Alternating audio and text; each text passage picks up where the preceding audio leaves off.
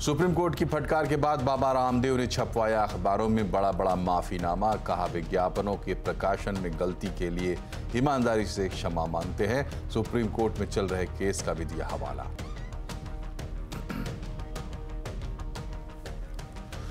Kotak Mahindra bank पर RBI ने कड़ी सख्ती की है। आरबीआई ने ऑनलाइन या मोबाइल बैंकिंग के जरिए नए ग्राहकों को जोड़ने पर और नए क्रेडिट कार्ड जारी करने पर रोक लगा दी है। डिटेल के लिए चलते हैं लक्ष्मण रॉय के पास। लक्ष्मण, बताइए, कोटक बैंक पर कड़ी कार्रवाई हुई है, डिटेल क्या है? देखिए, रिजर्व बैंक ने कोटक महिंद्रा बैंक के खिलाफ दो बड़ी कार्रवाई की है। पहली बात तो ये कि कोटक महिंद्रा बैंक अब कोई भी नया क्रेडिट कार्ड जारी नहीं कर पाएगा।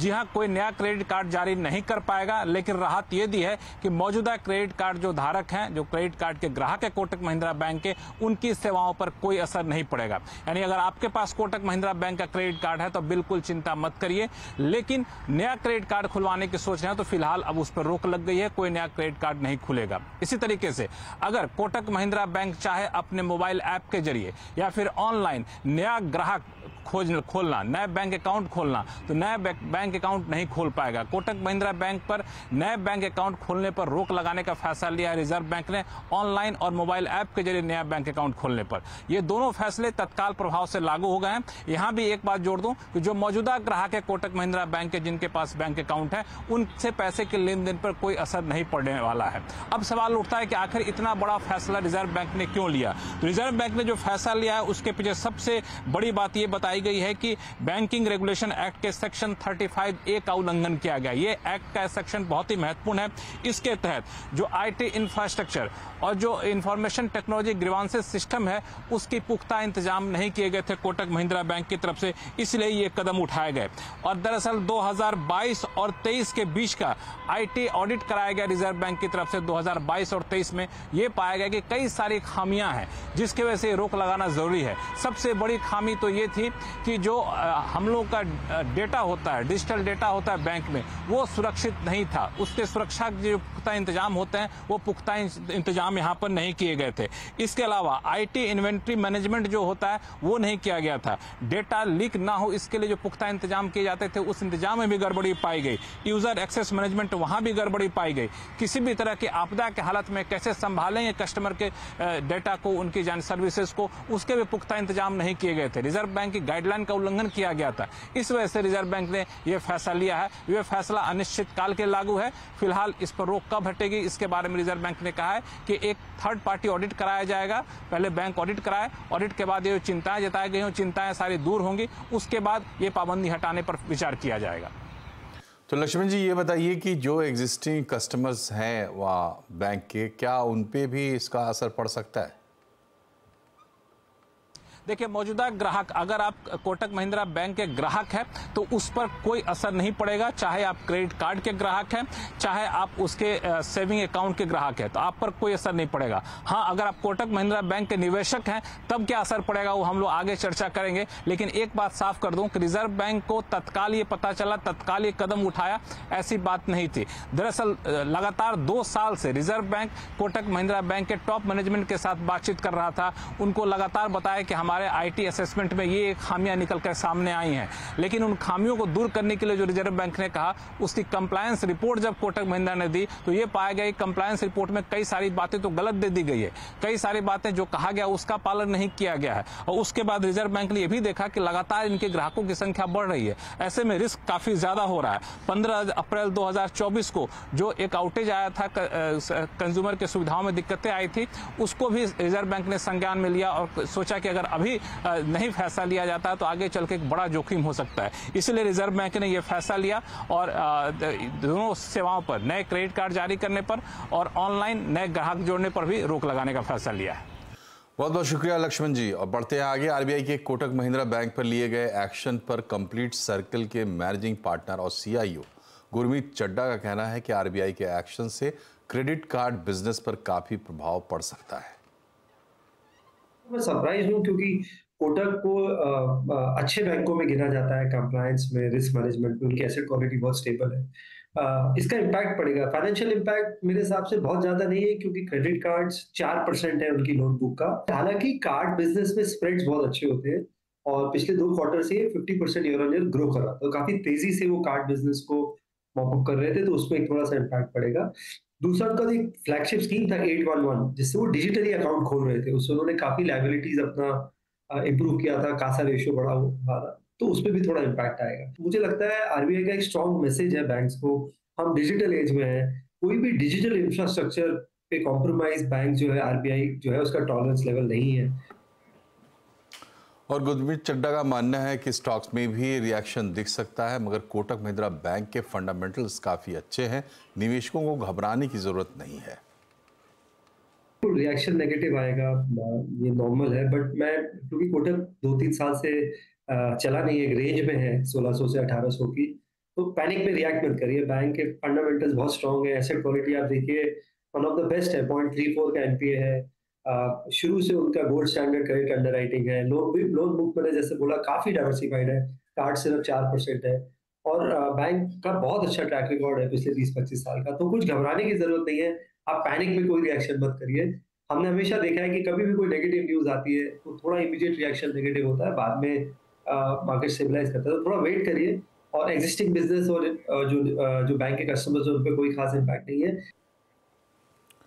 और अब बात करते हैं बाजार की। आज निफ्टी बैंक एक्सपायरी पर लगातार चौथे दिन बाजार हरे निशान पर बंद हुआ है। सेंसेक्स 114 अंक चढ़कर 73,853 पर बंद हुआ है। निफ्टी 34 अंक चढ़कर 22,402 पर बंद हुआ है। आज सबसे ज़्यादा खरीदारी मेटल, पीएससी और सीपीएससी शेयरों में रही है। आईटी, ऑटो शेयरों पर दबाव देखने को मिला है। और मार्केट का बाकी हाल समझते हैं यतीन मोता से। बताएं यतीन, सबसे ज़्यादा एक्शन आज कहाँ देखने को मिला? देखिए, जहाँ तक कि मार्केट का सवाल है, यहाँ आप देखेंगे कि मोमेंटम बहुत ज़बरदस्त था। निफ्टी के गेनर्स की अगर हम क्लियरली बात करें तो आज हिंडाल्को और मेटल शेयरों में काफ़ी अच्छी खरीदारी थी। सिप्ला, जेएसडब्ल्यू स्टील और टाटा स्टील जैसे काउंटर्स में भी ज़बरदस्त तेज़ी का माहौल रहा। लूजर्स की बात करें तो टाटा कंज्यूमर रिजल्ट्स को एडवर्सली रिएक्ट करते हुए 5% नीचे देखने को मिला। ग्रासिम, बजाज ऑटो और टेक महिंद्रा जैसे काउंटर्स में साधारण प्रॉफिट टेकिंग आज आपको आती हुई नजर पड़ी। अगर हम मिड कैप गेनर्स की बात करें तो क्लियरली चेन्नई पेट्रो रिजल्ट्स के बाद और 55 रुपए डिविडेंड के ऐलान के बाद शेयर में 15-16% का मोमेंटम। एजिस लॉजिस्टिक्स, एमआरपीएल और दीपक फर्टिलाइजर्स जैसे काउंटर्स में आपने 10 से 12% का इंटरडे मूव देखा। लूजिंग साइड पे अगर आपको देखें तो स्पार्क लगातार चौथे 5वें दिन ये 5% नीचे जा रहा है। एमसीएक्स रिजल्ट्स के बाद प्रॉफिट टेकिंग स्टॉक 5% नीचे। एस्टर डीएम और एक्साइड ये दोनों काउंटर्स में भी आपने थोड़ा बहुत प्रेशर देखा। मेटल गेनर्स की बात करें तो सेल, एनएमडीसी जैसी सरकारी कंपनी से 6 से 8% का मोमेंटम था।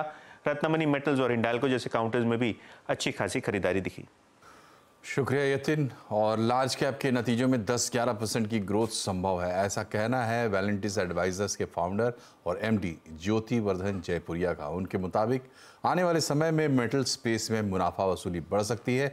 निवेशक कुछ मुनाफा वसूली कर सकते हैं। वो सेम पेस पे नहीं आएंगे, तो हम लोग का अनुमान है कि लार्ज कैप में 11-12% का ही ग्रोथ समझना चाहिए, उससे ज्यादा ग्रोथ नहीं समझना चाहिए। तो हम लोग का तो दो व्यू है कि एक तो रिटर्न जो पिछले 3 साल में आ गए वो रिपीट नहीं होंगे, रिटर्न्स आएंगे पर काफी कम रहेंगे। और दूसरा ना, वॉलेटिलिटी बढ़ेगा मार्केट में, काफी ऊपर नीचे होंगे। आपने इस क्वार्टर में भी, पिछले क्वार्टर में देखने मिला था जब लार्ज कैप में वॉलेटिलिटी नहीं आई है, पर स्मॉल कैप और मिड कैप में देखे तो काफी वॉलेटिलिटी थी। दूसरा जो अभी देखने मिलेगा कि चाइना का स्लो डाउन है, तो उन लोग करता क्या है। तो मेरा अनुमान है कि हो सकता है चाइना अपना करेंसी डिवैल्यू कर देवे अगले 3 महीना में कहीं पे, तो उसका एक इम्पैक्ट मेटल प्राइसेस पे आ सकता है। पर थोड़ा थोड़ा ना, जो काफी पैसा कमा लिया है तो थोड़ा प्रॉफिट बुकिंग कर लेना चाहिए। और अब बात करते हैं चुनावी महासंग्राम की।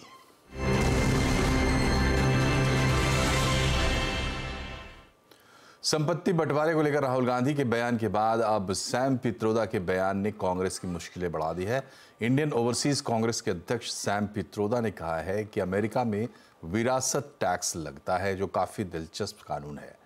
जैसे अमेरिका में किसी की मृत्यु के बाद उसकी संपत्ति का 55% तक हिस्सा सरकार ले लेती है, वैसी व्यवस्था पर भारत में भी चर्चा होनी चाहिए। इसी के आधार पर सैम पित्रोदा संपत्ति के बंटवारे की वकालत कर रहे हैं।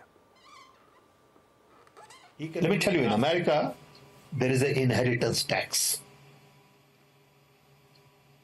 So if, let's say, one has $100 million worth of wealth, and when he dies, he can only transfer probably 45% to his children. 55% is grabbed by government.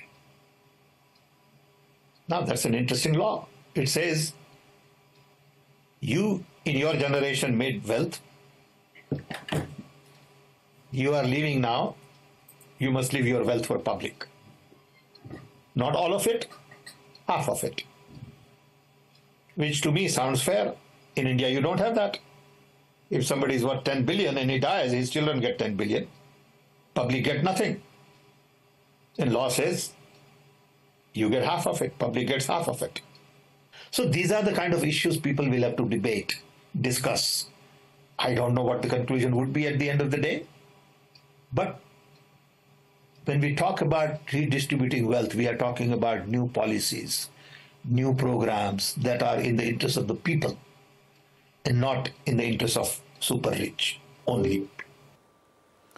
Sam Pitroda के इस बयान के बाद बीजेपी ने कांग्रेस पर हमले तेज कर दिए हैं। प्रधानमंत्री नरेंद्र मोदी ने एक बार फिर कांग्रेस पर हमला करते हुए कहा है कि कांग्रेस लोगों की संपत्ति का एक्सरे कराएगी। कांग्रेस का कहना है कि वो इनहेरिटेंस टैक्स लगाएगी। कांग्रेस नहीं चाहती कि भारतीय अपनी संपत्ति अपने बच्चों को दें। कांग्रेस का कहना है कि वो इनहेरिटेंस टैक्स लगाएगी, माता पिता से मिलने वाली विरासत पर भी टैक्स लगाएगी। आप जो अपनी मेहनत से संपत्ति जुटाते हैं, वो आपके बच्चों को नहीं मिलेगी, बल्कि कांग्रेस सरकार का पंजा उसे भी आपसे छीन लेगा। कांग्रेस का मंत्र है, कांग्रेस की लूट जिंदगी के साथ भी और जिंदगी के बाद भी।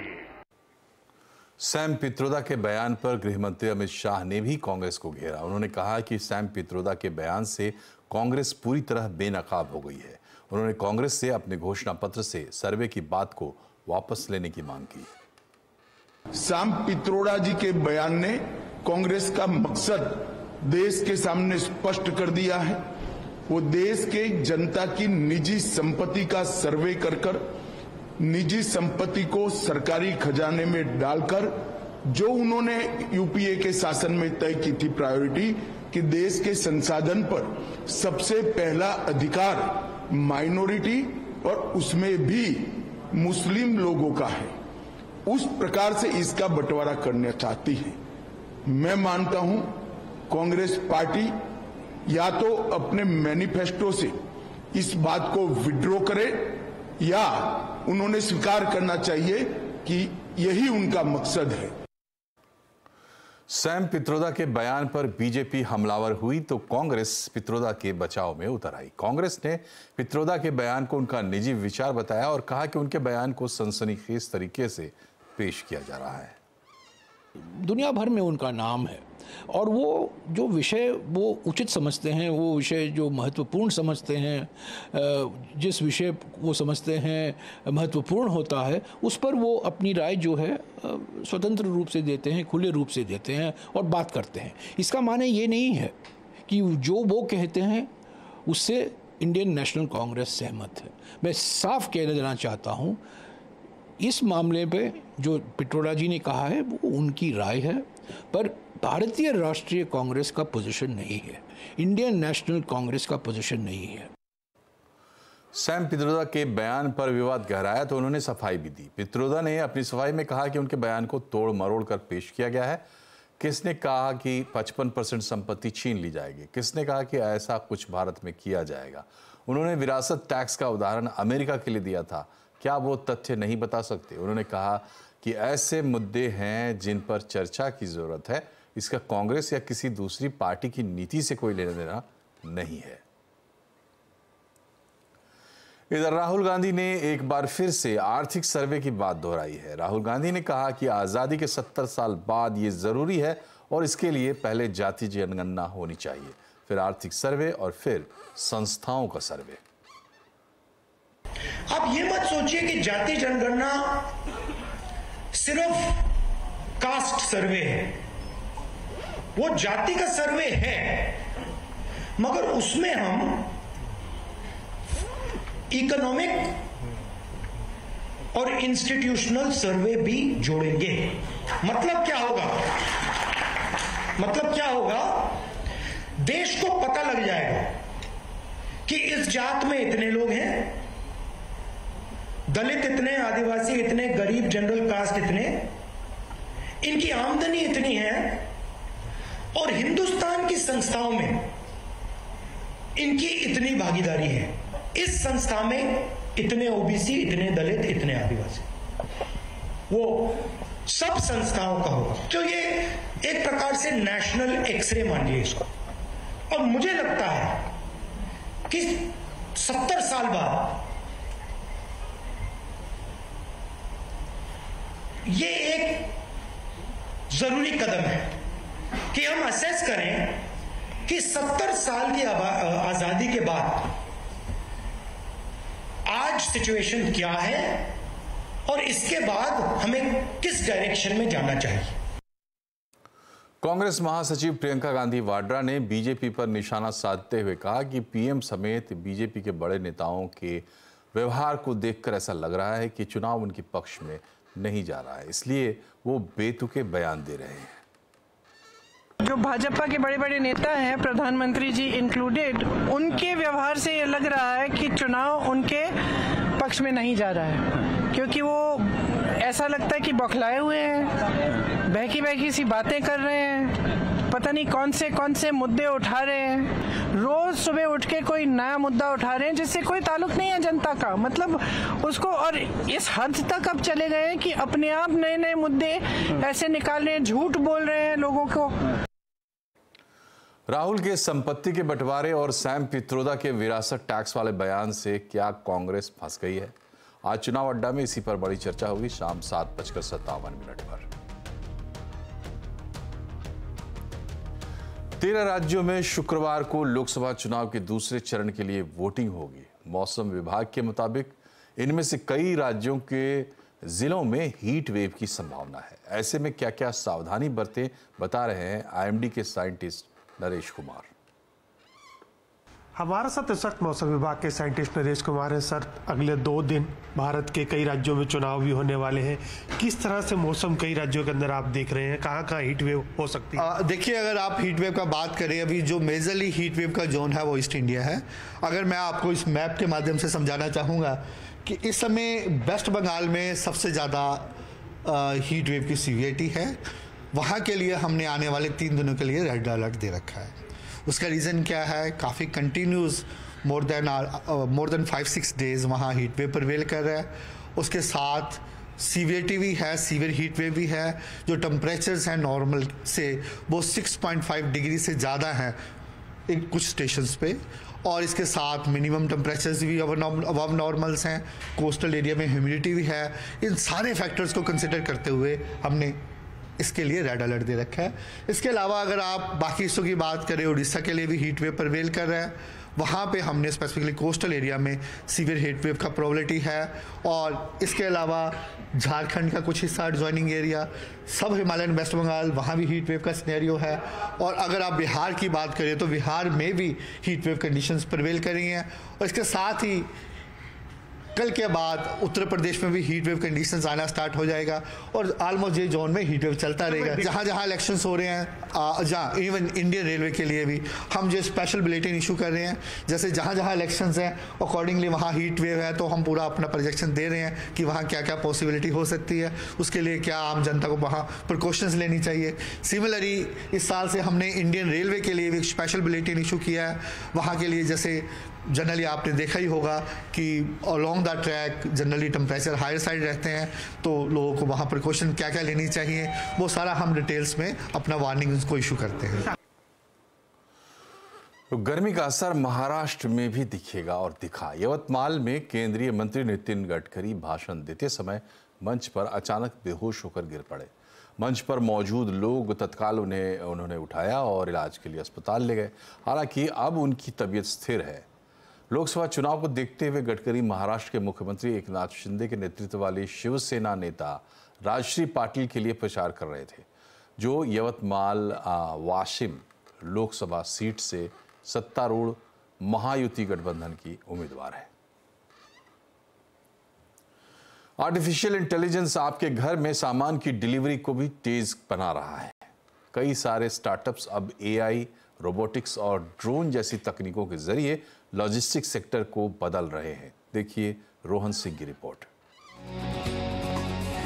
किसी सामान की डिलीवरी में सबसे ज्यादा खर्च उसके आखिरी पड़ाव यानी लास्ट माइल में होता है।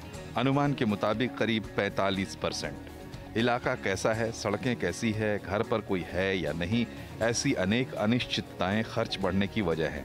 लेकिन अब इन मुश्किलों का समाधान आर्टिफिशियल इंटेलिजेंस की मदद से किया जा रहा है। स्टार्टअप फारआई एक ऐसी तकनीक का इस्तेमाल कर रहा है जो डिलीवरी के लिए बेहतर समय का सुझाव देती है। जो लॉजिस्टिक है वो एक नर्व की तरह बॉडी के में ब्लड कैरी की तरह काम करता है।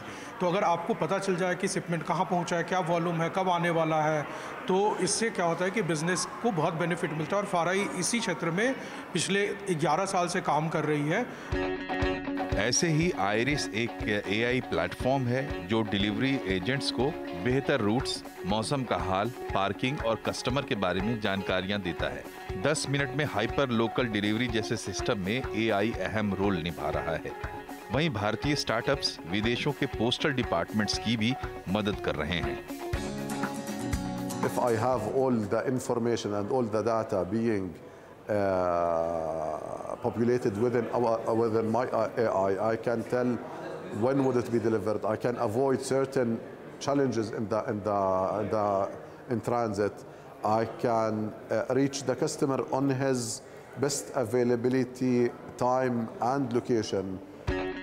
National logistic policy, AI mission और ड्रोन इकोसिस्टम पर फोकस सरकार के कुछ ऐसे कदम हैं जिनकी वजह से स्टार्टअप्स लॉजिस्टिक्स में अपने लिए नए मौके ढूंढ रहे हैं। गोदाम में रोबोट से लेकर ड्रोन से डिलीवरी तक सफल एक्सपेरिमेंट्स हो चुके हैं, लेकिन लॉजिस्टिक्स सेक्टर में ये एआई युग की बस शुरुआत पर है।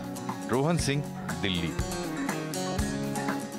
Electric two wheeler company Ultraviolette ने भारत में अपनी नई इलेक्ट्रिक बाइक F77 Mac 2 को लॉन्च कर दिया है। इसकी कीमत 3 से 4 लाख रुपए है। ये बाइक 7 सेकंड में 100 किलोमीटर की रफ्तार पकड़ लेती है। बाइक में 2 बैटरी का ऑप्शन भी है।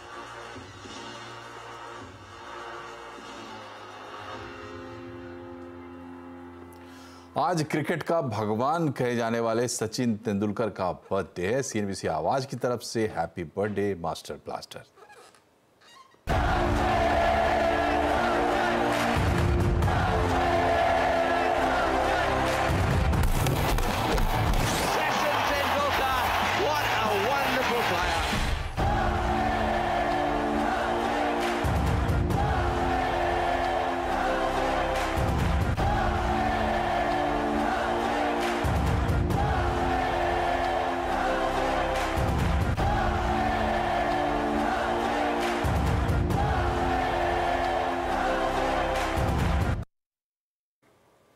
इसी के साथ बुलेटिन में फिलहाल इतना ही, लेकिन आप खबरों पर अपडेट रहिए और CNBC आवाज से जुड़े रहिए 24 घंटे हमारे सोशल मीडिया हैंडल्स के जरिए।